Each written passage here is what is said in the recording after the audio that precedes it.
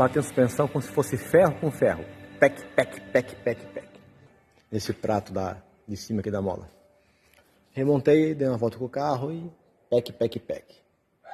Era aqui por cima, mais ou menos, que batia. Eu achei que era coxim.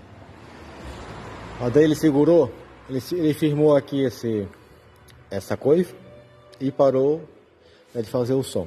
Daí pensei, como assim isso é um plástico? Será que vai bater tanto assim, como se fosse ferro com ferro? Bom, vou ter que desmontar.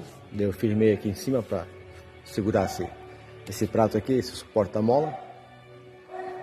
E olha só, bate como se fosse realmente ferro com ferro, como se tivesse alguma coisa solta na suspensão. Aqui no caso ele está faltando o coxim aqui que eu percebi. Aliás, o batente, está sem batente, então essa coisa ela fica solta aqui, ó.